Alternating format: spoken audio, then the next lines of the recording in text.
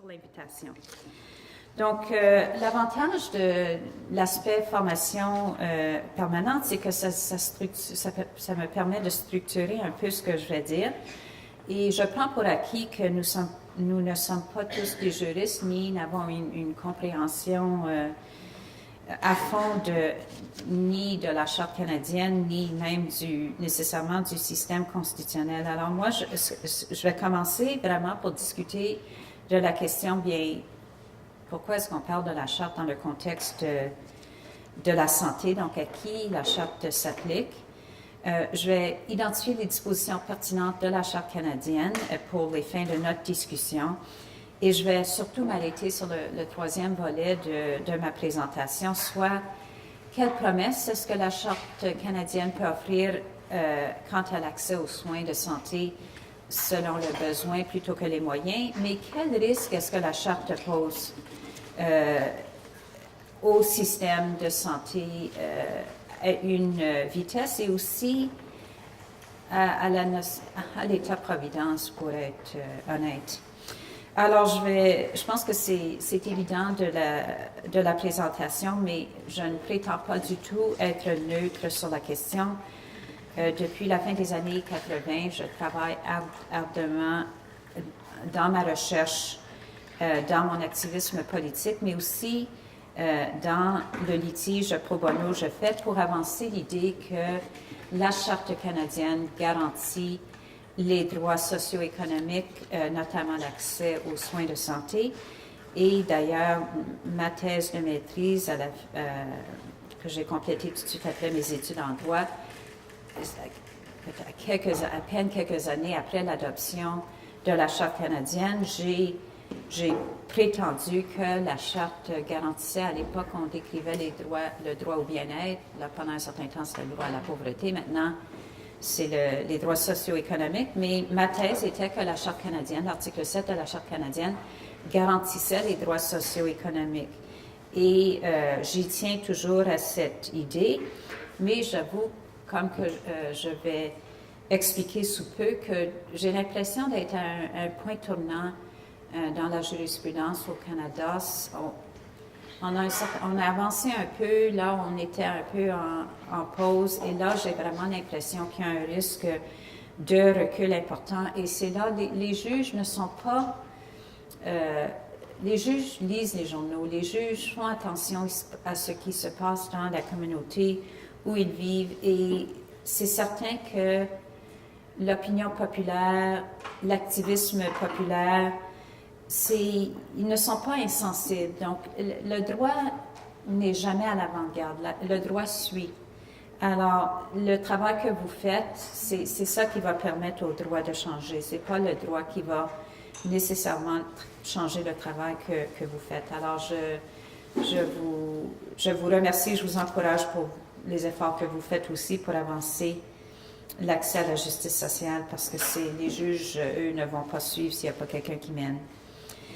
Alors, au niveau de l'application de la Charte, avant l'adoption de la Charte canadienne en 1982, la Constitution n'avait pas grand-chose à dire en ce qui a trait à la santé. Évidemment, au niveau du partage des pouvoirs, c'est surtout aux provinces de légiférer en matière d'accès aux soins.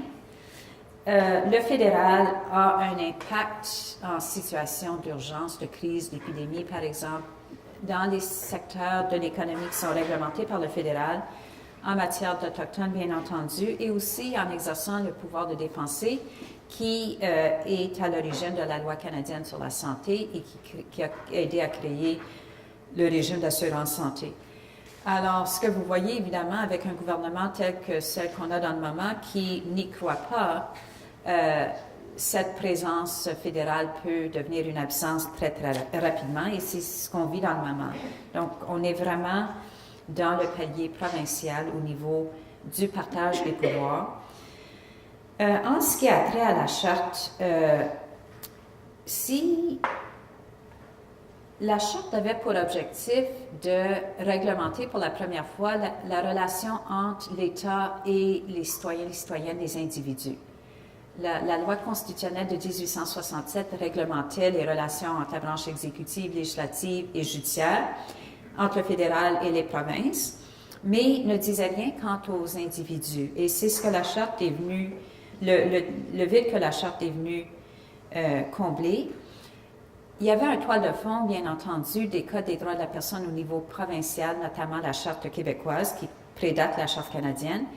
Et on aurait parfois, c'est facile à oublier en lisant la jurisprudence actuelle, mais la Charte a été adoptée à peine 4 ans après que le Canada avait ratifié, avec la pleine approbation des provinces, les 2 pactes internationaux, le pacte sur les droits civils et politiques, les droits qui sont très bien représentés dans la Charte canadienne, mais aussi le PIDESC, le pacte sur les droits économiques, sociaux et culturels.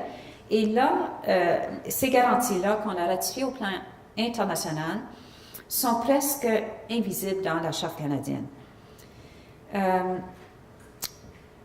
Cependant, selon l'article 32 de la Charte canadienne, la Charte s'applique à tout ce que le gouvernement fait, et la branche exécutive, donc le gouvernement, et la branche législative et leurs délégués, tant au plan fédéral que provincial et par délégation municipale.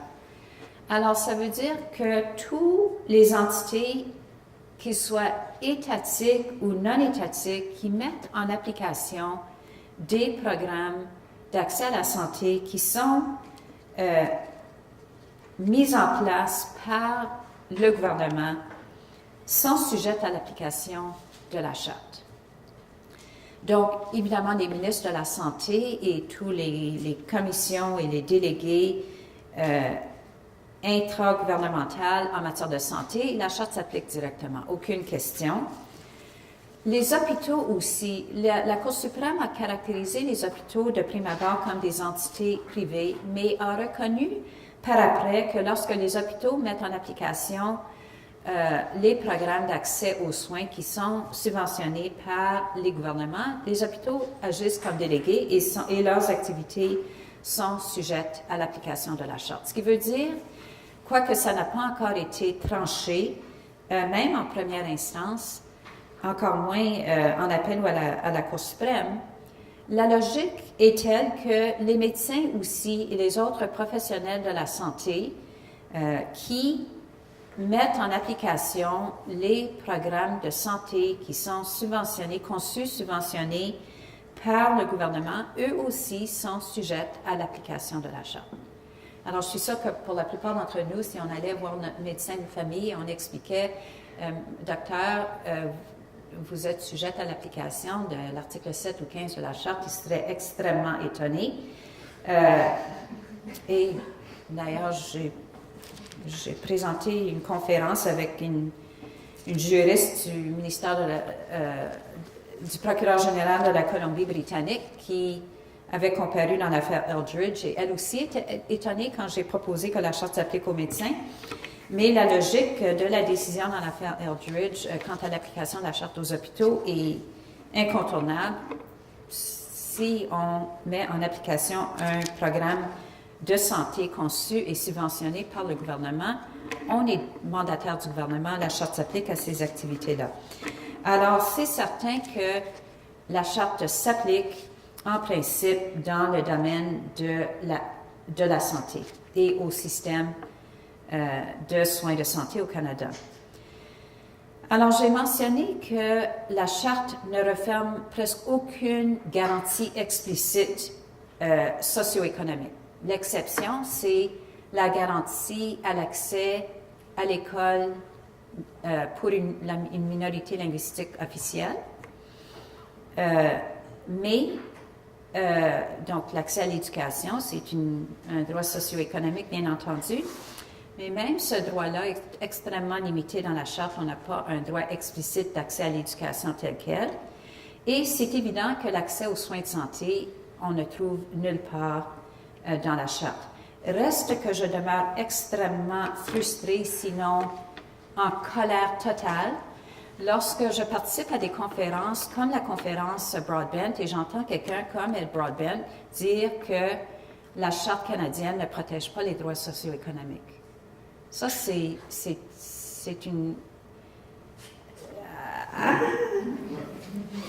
Parce que la Charte canadienne, maintenant, elle existe. Et pourquoi est-ce qu'on prétendrait que la Charte canadienne ne protège pas les droits socio-économiques? En quoi est-ce que ça peut avancer la justice sociale? Est-ce qu'on pense que la Charte canadienne va être réformée in my lifetime? Que la Constitution va être modifiée?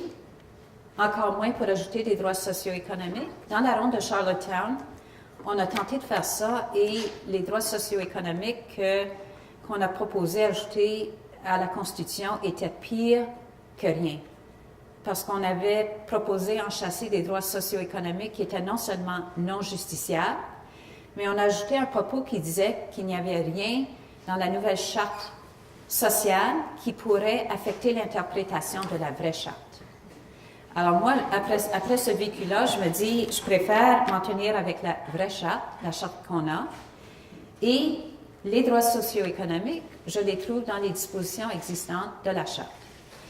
Et ce n'est pas nécessaire d'aller très loin. L'article 7 de la Charte canadienne garantit le droit à la vie, à la sécurité, à la liberté et à la sécurité de sa personne. Et l'article 7 prévoit qu'on ne peut porter atteinte à ces droits sauf en conformité avec les principes de justice fondamentale. Donc, l'article 7 me garantit, entre autres, un droit à la sécurité de ma personne. Et c'est évident que l'accès aux soins de santé, tant physiques que psychologiques, c'est un aspect fondamental de la sécurité de sa personne. Et la vie, bien entendu, aussi. L'article 15 de la Charte canadienne, qui, elle, est beaucoup plus moderne, on voit là une constitution du 20e plutôt que du 19e siècle. L'article 15 garantit non seulement l'égalité devant la loi, donc l'égalité formelle, l'idée que tous soient traités de la même façon. L'article 15 garantit également à tous et à toutes le même bénéfice de la loi et la même protection de la loi sans discrimination. Donc, c'est évident que l'article 15 a une portée importante au niveau des programmes d'accès à la santé qui existent et je prétendrais même au niveau des programmes qui n'existent pas mais qui devraient exister. La Charte rappelle beaucoup plus le régime des droits internationaux de la personne au niveau de l'article 1 qui permet néanmoins au gouvernement de justifier les atteintes aux droits individuels lorsque c'est dans l'intérêt collectif, lorsque ça peut se justifier comme étant raisonnable. Et enfin, l'article 24 de la Charte canadienne prévoit que si on est victime d'une atteinte à nos droits, on a droit à une réparation. Donc, ce sont les dispositions de la Charte qui sont pertinentes en matière de la santé et sur lesquelles je me fie lorsque je fais l'argument que la Charte canadienne garantit l'accès aux soins de santé en fonction du besoin et non des moyens. Et ce sont ces dispositions qui font que je suis très, très malheureuse lorsque mes collègues de la gauche, autant que les collègues de la droite, insistent que la Charte ne referme aucune protection des droits socio-économiques, car évidemment, les droits socio-économiques sont essentiels non seulement à la vie et à la sécurité de sa personne, ainsi qu'à la liberté réelle plutôt que formelle, mais aussi à l'égalité réelle. L'égalité selon les effets et non simplement les objets. Alors, où en sont les tribunaux au niveau de la Charte et l'idée que l'accès aux soins de santé soit garanti? Là où on a vu une promesse quant à l'application de la Charte en ce domaine, le summum vraiment était la décision de la Cour suprême du Canada dans l'affaire Eldridge, une décision de la Colombie-Britannique en 1997. Et monsieur et madame Eldridge et madame Warren étaient des personnes sourdes qui vivaient dans la région de Vancouver, en Colombie-Britannique, et qui se sont plaints du fait que le système d'assurance santé en Colombie-Britannique ne subventionnait pas les services d'interprétation gestuelle. Et l'argument dans l'affaire Eldridge était que le manquement de financer l'interprétation gestuelle privait les personnes sourdes de la même protection de la loi et était discriminatoire fondé sur le handicap physique, soit la surdité. Et l'argument, en gros, c'est que nous, les entendants, les services de santé qu'on reçoit comprennent l'élément de communication avec les médecins, avec les hôpitaux, tandis que pour les personnes sourdes, eux devaient payer.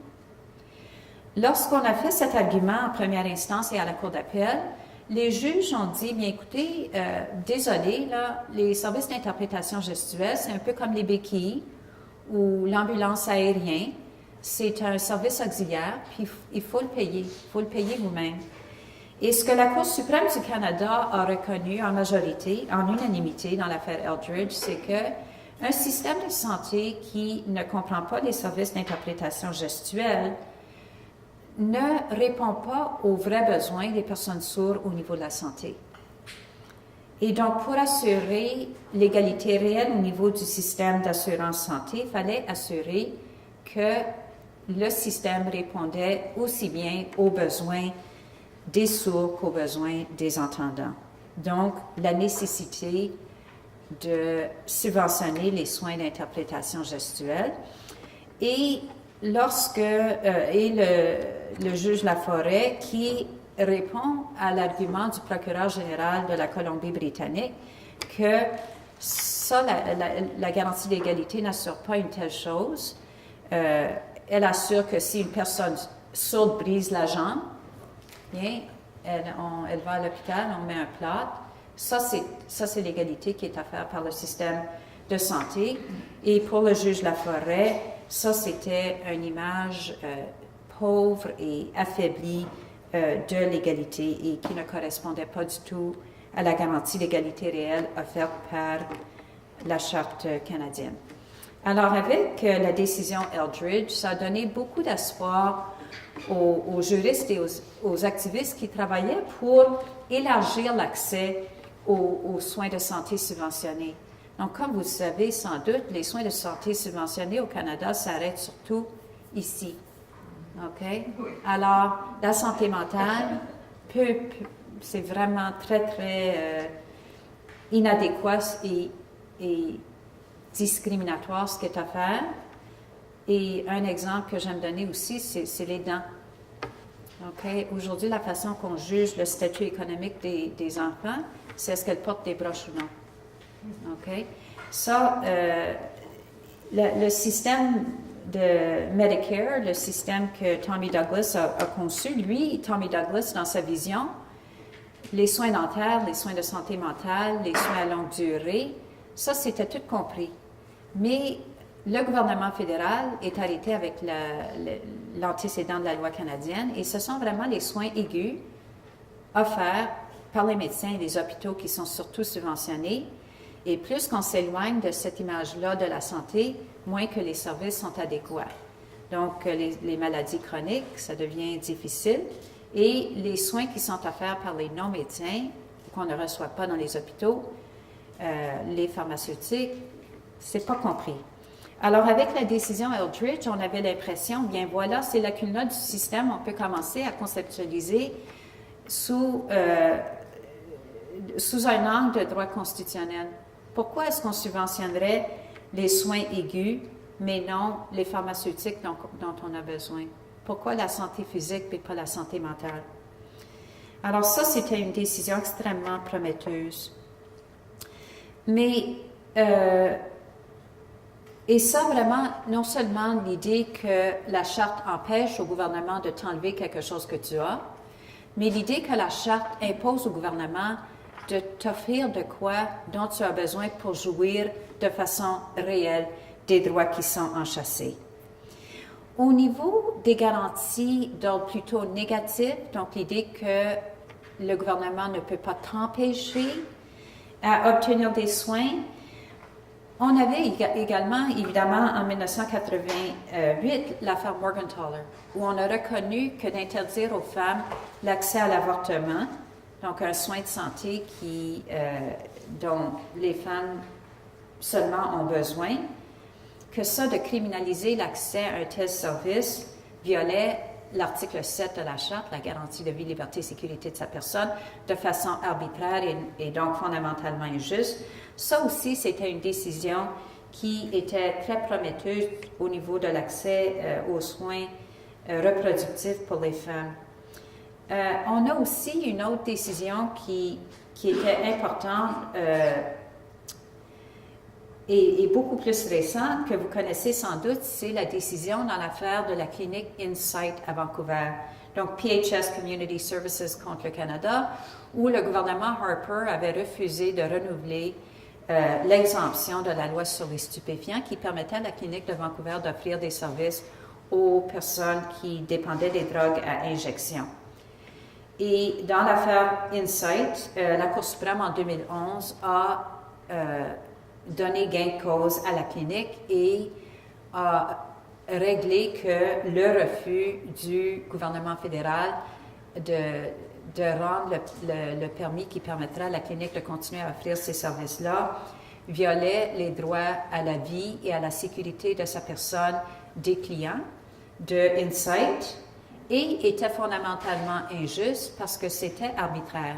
Donc, l'objectif de l'exemption, ou le prétendu objectif de l'exemption et du régime, d'ailleurs, c'est de protéger la santé publique. Et d'après la Cour suprême, selon la preuve qui avait été produite dans cette cause-là, le refus de permettre à Insight de continuer à offrir les services allait carrément à l'encontre de ces objectifs-là. Plus de maladies, plus de décès, plus d'insécurité, plus de souffrance, tant au niveau individuel que communautaire. Et donc, on a ordonné au gouvernement Harper de renouveler l'exemption. Alors, voilà des exemples de situations dans lesquelles on a réussi à invoquer la Charte pour avancer une vision progressiste ou de déterminant de la santé sous la Charte et l'article 7 et l'article 15. Mais et je ne veux pas minimiser les victoires dans ces causes-là, le travail que ça a pris et l'importance de ces décisions. Reste que, tel que j'ai mentionné, pour moi, on est vraiment à un point tournant en ce qui a trait à la Charte et cette vision de la Charte comme outil de protection, de promotion de l'accès aux soins de santé de façon équitable plutôt que régressif. Et la souche la plus importante de la situation qu'on vit dans le moment est évidemment l'affaire Shaoli, que vous connaissez peut-être mieux que moi. Donc, décision rendue par la Cour suprême du Canada en 2005, où la Cour, dans une décision très, très divisée, a déclaré inopérant l'interdiction dans la législation québécoise en matière d'assurance santé privée.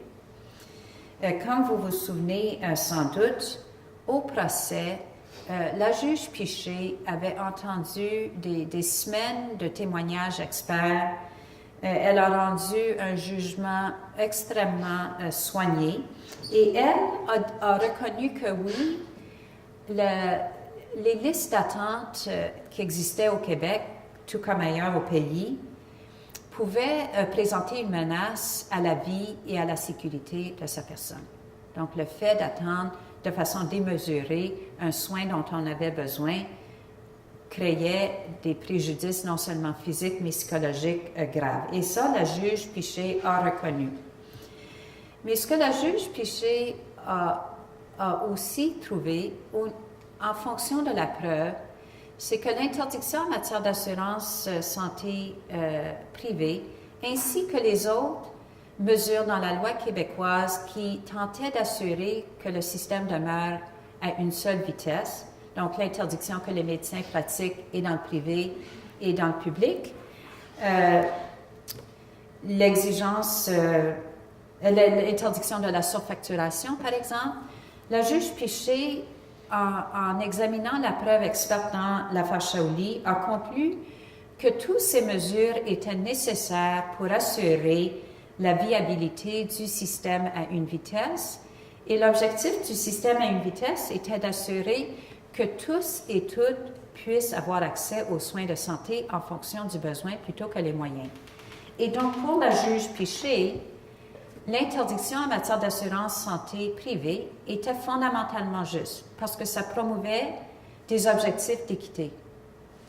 Et d'ailleurs, elle a conclu que même si elle avait décidé que l'interdiction menaçait la vie ou la sécurité de façon fondamentalement injuste, elle aurait trouvé le régime québécois justifiable à l'article 1 de la Charte, un régime qui, oui, brimait peut-être le droit du Dr Shaouli ou de M. Zéliotis qui voulait acheter des soins de santé, mais qui pouvait se justifier dans l'intérêt collectif.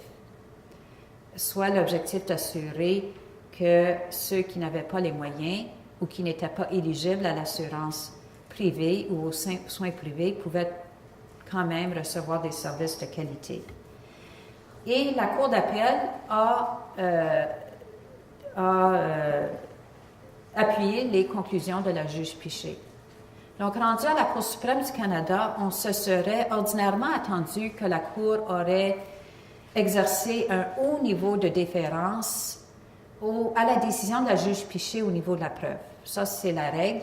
C'est que, oui, au niveau des principes de droit, les cours d'appel vont rendre des jugements différents, mais au niveau de la preuve, on va normalement accepter ce que la juge au procès a trouvé, parce que c'est la juge au procès qui a entendu les témoins, qui a évalué la preuve. Dans l'affaire Shaouli, de façon relativement exceptionnelle,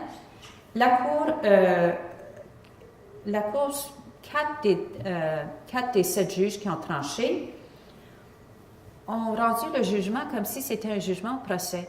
Ils ont tout à fait écarté les décisions que la juge Piché a fait au niveau de la preuve et c'est comme si c'était OK, we have two competing visions here. Comment choisir? Mais je préfère celle-ci. Et la Cour s'est fiée, ils ont fait comme un mini-survol de notamment le rapport du sénateur Kirby qui avait été rendu à peu près dans la même période que le rapport Romano. Romano, lui, lui, ce qu'il a dit dans l'introduction de son rapport, c'est que j'ai demandé, I begged, I pleaded, que ceux qui défendent le système privé viennent me donner de la preuve pourquoi ça fonctionne mieux. Puis j'ai rien. Alors, je dois conclure que c'est le système public qui est la plus efficace et la plus équitable. Kirby, lui, qui à l'époque était un des directeurs d'une compagnie de soins à longue durée privée, Extendicare, qui n'a jamais divulgué ce conflit d'intérêts lorsqu'il présidait le comité au Sénat, lui a rendu un rapport, il a fait un survol des systèmes européens, puis lui, ce qu'il a conclu, c'est qu'il y a plein de pays en Europe qui ont des systèmes à double vitesse qui fonctionnent très bien. Donc, on a le parallèle privé-public. Donc, pour Kirby, aucun problème de permettre à ce que le privé perce au Canada.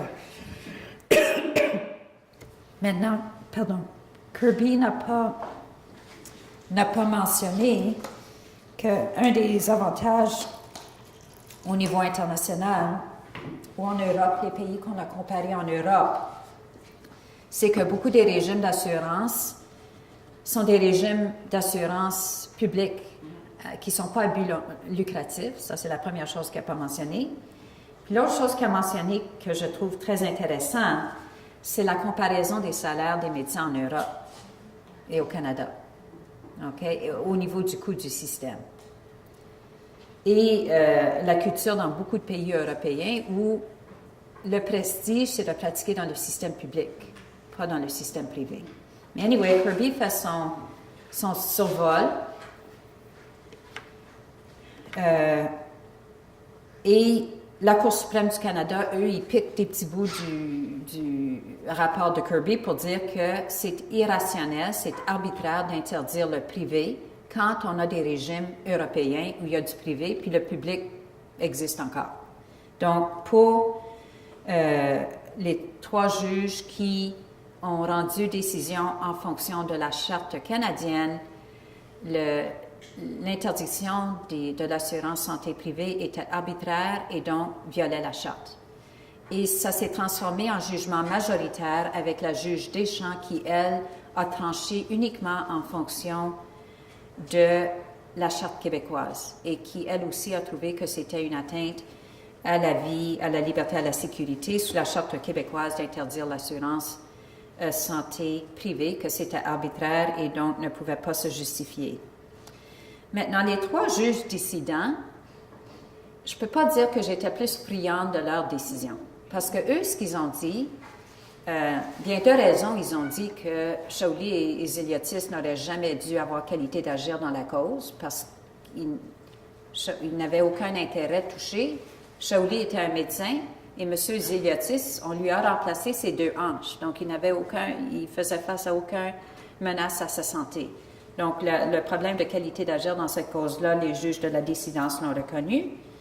Mais eux, ce qu'ils ont dit, c'est que c'est pas, et ils ont appuyé la juge Piché sur ce point-là, ce n'est pas du tout arbitraire de limiter la santé privée. La juge Piché l'a trouvé sur la preuve. So there again, I have no problem. Tout à fait d'accord. Là où les propos des juges de la dissidence, j'ai trouvé extrêmement dérangeants, c'est que ce qu'ils ont dit, c'est qu'en tout cas, c'est un domaine dans lequel il faut déférer de façon absolue à la législature. C'est un domaine compliqué, puis c'est pas aux juges d'aller se mêler dans ça. Puis de plus, si le Québec avait décidé d'abandonner le système public puis d'adopter un système de santé américain, la Charte n'aurait rien à dire. Et that was a bit hard to swallow. Donc, on a une décision qui a donné un élan incroyable à l'argument que la Charte pourrait venir en aide de ceux et celles qui cherchent pour des raisons soit d'argent, parce qu'il y a de l'argent à faire, ou pour des raisons idéologiques, à rompre le système à une vitesse et à promouvoir la médecine privée. Et donc, suite à l'affaire Shawley, qui n'a pas eu d'impact concret en dehors du Québec, parce que la majorité, ça n'existait pas pour la Charte canadienne, c'était une décision 3-3. C'est juste pour le Québec que la juge Deschamps avait transformé en jugement majoritaire pour la Charte canadienne, la Charte québécoise. Et tel que ma collègue Aléna Marie-Claude Prémont, qui est vraiment l'experte sur l'affaire Shawley et le retombé de l'affaire Shawley, elle a bien expliqué comment le gouvernement Charest, avec le ministre de la Santé Couillard, à l'époque, a transformé le système québécois pour répondre à la décision de Shawley. Ils ont privatisé beaucoup, beaucoup plus loin qu'ils auraient pu le faire dans les 4 coins de la décision. Donc, le gouvernement québécois, certains diraient, ont profité de la décision Shawley pour privatiser le système au Québec plus qu'ils auraient pu ou dû. Mais en dehors du Québec, ça n'a pas eu beaucoup d'impact. D'ailleurs, Shawley a été rendu à peu près au même moment que l'Ontario a adopté the Commitment to the Future of Medicare Act, qui interdit carrément la médecine privée. Donc, il va beaucoup plus loin que la loi québécoise, que le régime québécois. Reste qu'en Ontario, en Alberta et en Colombie-Britannique, on a lancé ce qu'on appelle les Shawley 2.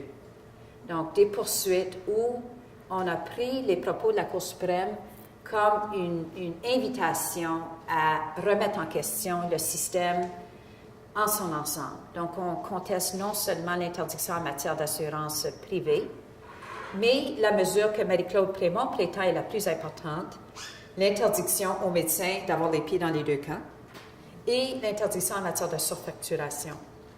Donc, dans les décisions ou les litiges qui ont été déposés suite à Shawley, on conteste le système à une vitesse de façon globale.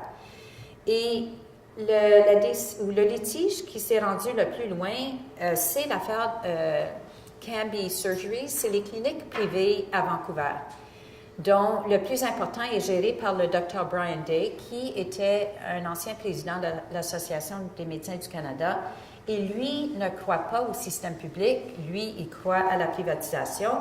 Et il avouait qu'il violait la loi en Colombie-Britannique. Sa clinique violait la loi en Colombie-Britannique en offrant et des soins publics et des soins privés. Mais d'après lui, la loi était inconstitutionnelle, donc il ne faisait rien de mal. Maintenant, la Colombie-Britannique ne faisait rien. Donc, c'est un organisme d'infirmières en Colombie-Britannique qui ont intenté une poursuite pour forcer le gouvernement de la Colombie-Britannique à faire une enquête quant aux pratiques de Brian Day. Et le gouvernement de la Colombie-Britannique a éventuellement, sous beaucoup de pression publique et politique, ils ont fait enquête. Et une fois qu'on a vu les comptes de la clinique de Brian Day, là, c'est devenu évident qu'il y avait des pratiques qui étaient non seulement illégales, mais frauduleuses. Donc, la double facturation, par exemple. Et donc, ce litige-là, dans le moment, le gouvernement de la Colombie-Britannique est en train de discuter avec Brian Day de régler à l'amiable. Et ça, c'est pas parce que Brian Day veut régler, c'est parce que les collègues de Brian Day, les médecins éminents, dont ils sont nombreux, ont très peur que leur pratique soit divulguée et qu'ils soient, honnêtement, menacés de poursuites pour leur pratique de facturation. Donc, rumor has it que c'est vraiment la pression des médecins dans ces cliniques-là qui font qu'on est en train de discuter, de régler à l'amiable. Et la crainte avec ça, c'est que le gouvernement accepte de ne pas divulguer ce qui se passait dans ces cliniques-là. Alors, we delay, but we don't really address la menace qui a été créée par l'affaire Shaoli. Alors, ça, c'est du côté de l'argument que la Charte garantit l'accès aux soins en fonction des moyens. Ça, c'est l'affaire Shaoli qui a créé un problème important sur cette question-là. Donc, l'idée que la Charte garantit le droit d'acheter ce qu'on veut. Mais l'autre effet perverse de l'affaire Shaoli, c'est la décision par les 3 juges sur la Charte canadienne qui ont dit, c'est la juge en chef McLaughlin qui a dit, l'article 7 de la Charte ne garantit pas le droit de recevoir les soins, mais elle garantit le droit d'acheter les soins. Ça, si elle était avec moi, la juge en chef dirait « That's not what I said ». Mais si vous lisez son propos, it's what she said. OK? Que la Charte ne garantit pas l'accès aux soins de santé. Il n'y a aucune obligation au gouvernement d'assurer qu'on puisse accéder aux soins de santé, mais le gouvernement ne peut pas nous empêcher de dépenser notre propre argent sur ce qu'on veut. Alors, on finit avec une réparation dans l'affaire Shaoli qui dit « Si tu as les moyens, tu échappes l'atteinte à ta vie, liberté, sécurité posée par les listes d'attente, you buy your way off the queue. Mais si tu n'as pas les moyens, si tu as une maladie chronique, tu as un handicap, tu n'es pas éligible à l'assurance santé privée, je présume que tu crèves sur la liste d'attente. Too bad. La Charte n'a rien à dire.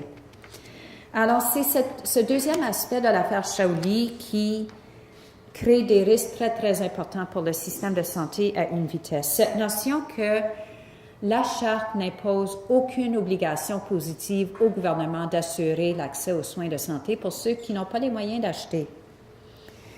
Alors, la première décision où cet aspect-là de l'affaire Shaoli était importante que je voudrais mentionner, c'est l'affaire de Nell Toussaint.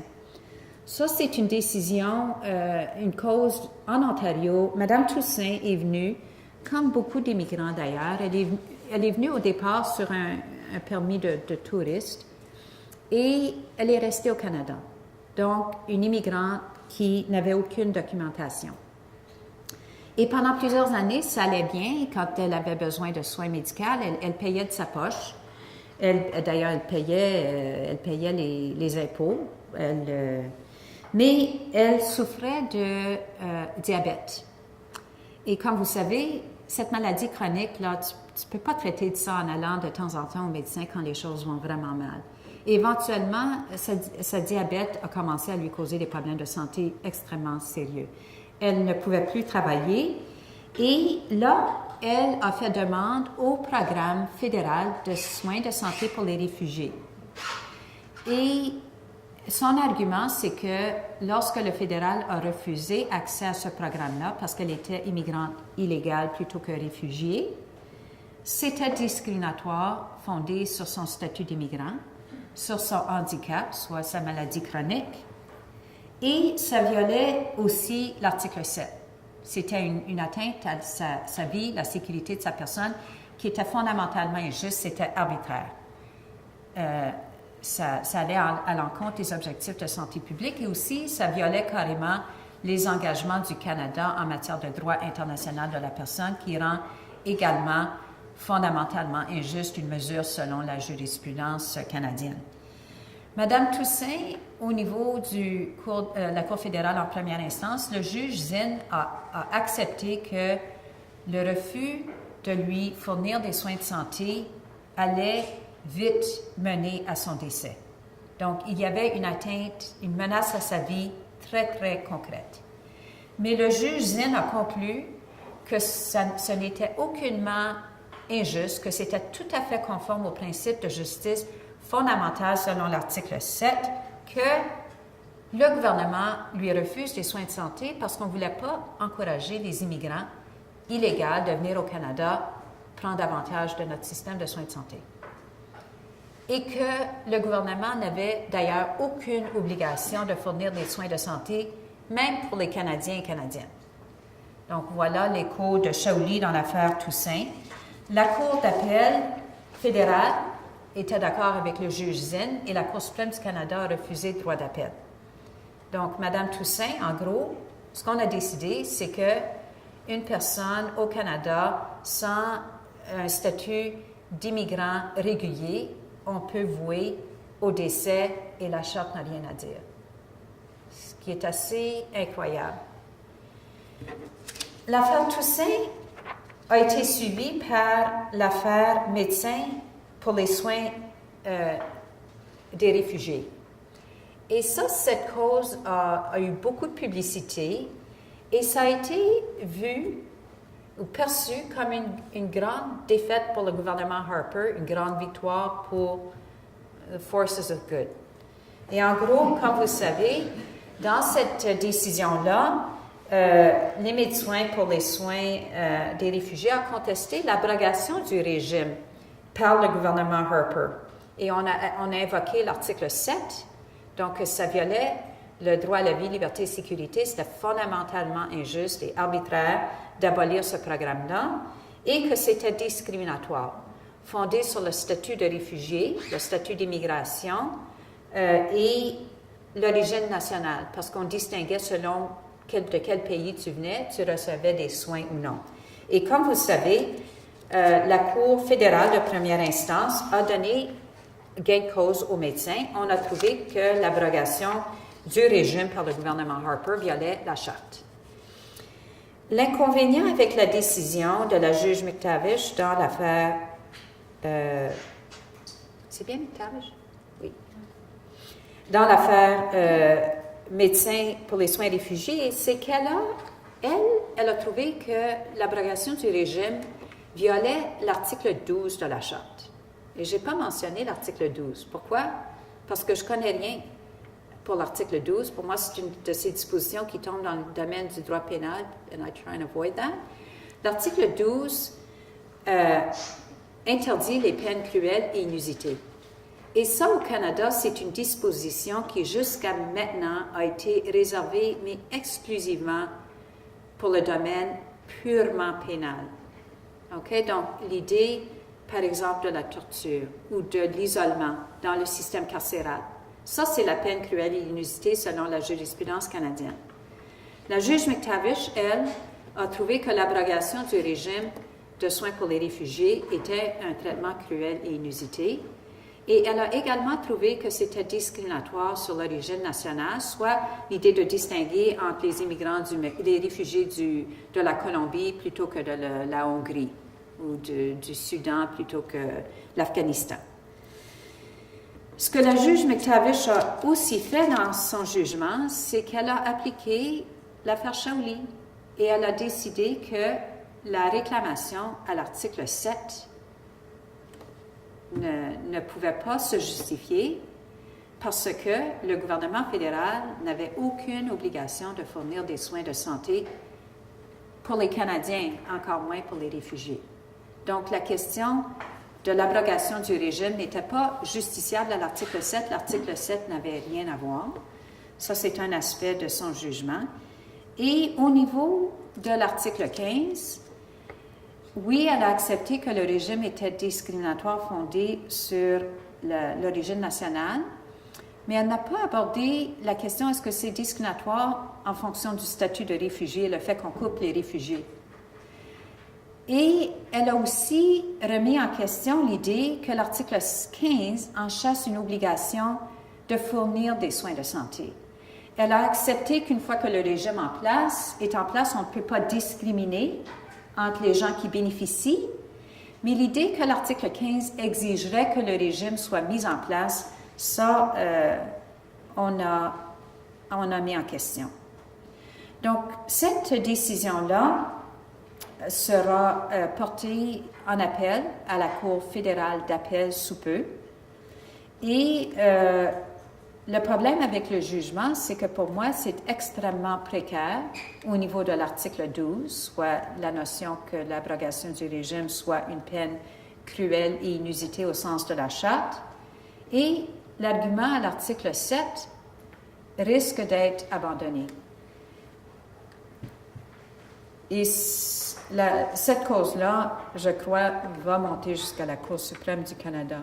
Alors, le Comité sur la Charte et les questions de pauvreté et la Coalition canadienne pour la santé que j'ai représentée dans l'affaire Shaoli, nous